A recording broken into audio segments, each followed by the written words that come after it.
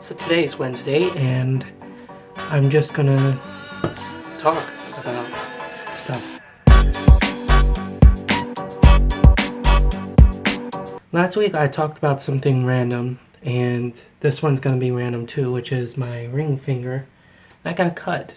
Anyways, here's my story. So what happened is that I was in high school during theater, and we were doing a lesson on improv stuff. And what happened is that one of our skits was like we picked a card, and what we had to do is that we had to argue about this certain subject on that card. So me and this girl got an argument called a remote.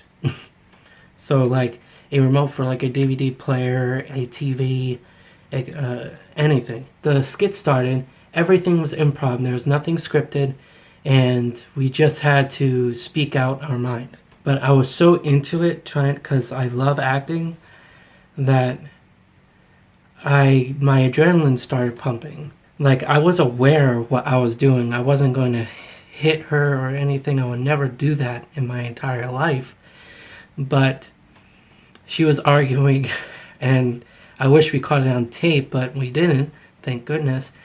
And what I ended up doing is that I got upset with her not letting me get the remote.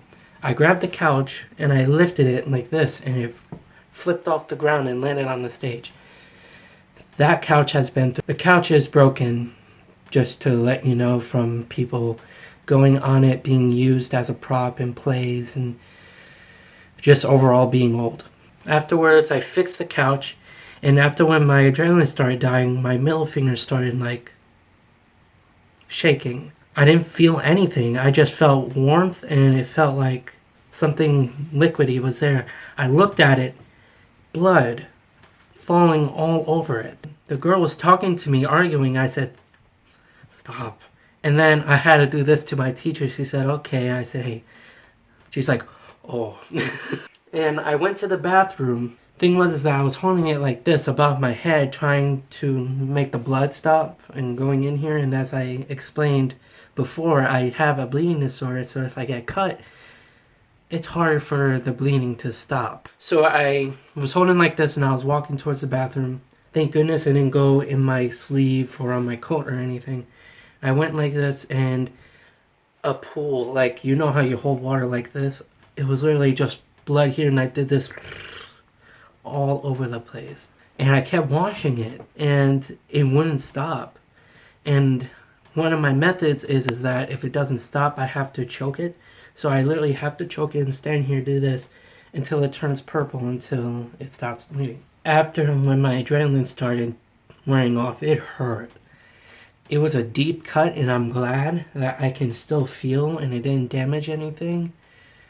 And it was a crazy experience, because I never got a cut that badly.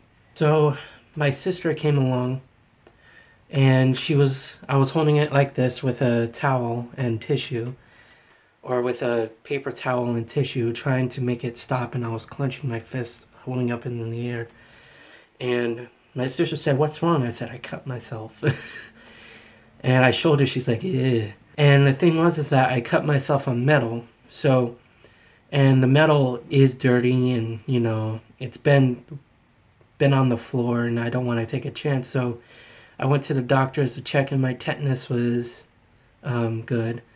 And it was, thank goodness. The nurse at my school was amazing, because she's not supposed to give me certain things. And I believe she gave me a Neosporin, a sponge that can close or suck up the blood and close the wound. And she gave me a Band-Aid. She rocks. But I have a bleeding disorder, and it was still bleeding at the time, but very, very little. Anyways, when I was going back to the auditorium to go to the nurse, to tell my teacher I was going to the nurse, because if I get caught out of pocket, I can get into trouble.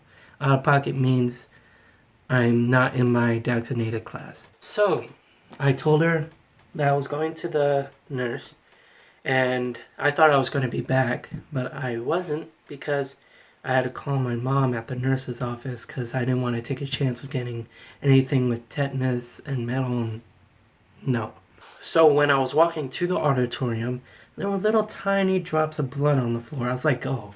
And I had to go back to the bathroom to get a paper towel and wet it just a tiny bit in having the wet side and then the dry side.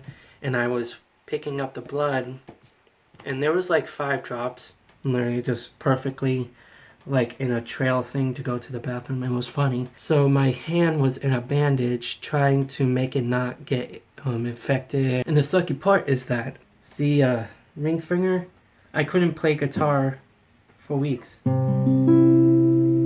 And I love playing with my dad with guitar, so I mean, it really did suck because I didn't want to play guitar and risk the cut being opened. Anyways, that's my story. And yeah. Alrighty. It's lunchtime.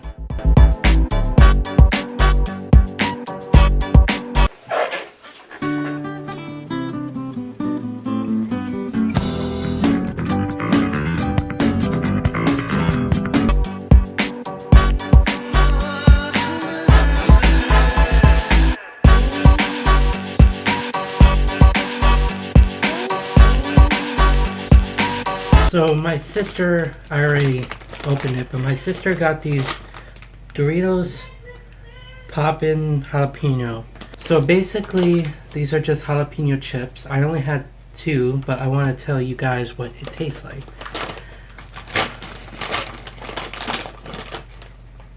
They're pretty cool looking. See if it'll focus, I can't really see. Alrighty, anyways.